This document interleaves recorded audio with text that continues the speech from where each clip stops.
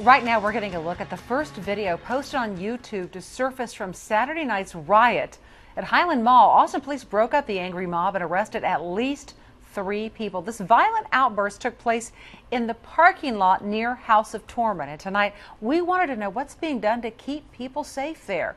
KITV's Alex Boyer is live with what you need to know. Alex. Yeah, and it's important to point out that the teens who were involved in that riot, Judy, weren't actually patrons of House of Torment. I spoke to some of the officers who were here that day. They tell me that the large group was basically hanging out in this area right here in front of House of Torment. And when the officers asked them to leave, they spilled over into the parking lot. And then that is when things turned violent.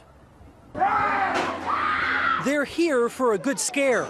House of Torment draws crowds of thrill seekers to Highland Mall every year. I love the way they twitch. But it's what happened in the mall parking lot Saturday night that has many patrons frightened. About 30 police cars showed up. This YouTube video captures the aftermath.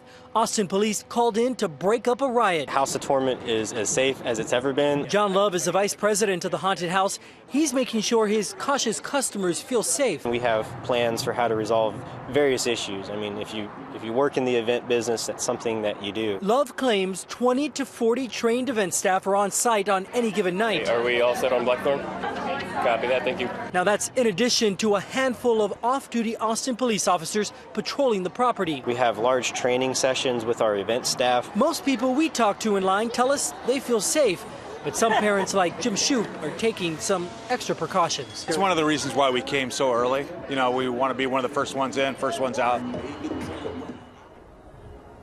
And according to the VP of House of Torment, he tells me in the 9 years that the event has been held here at Highland Mall, this is the first time they've ever had something like this happen. And again, it had nothing to do basically with House of Torment, but rather a large group that was congregating outside here in the mall parking lot.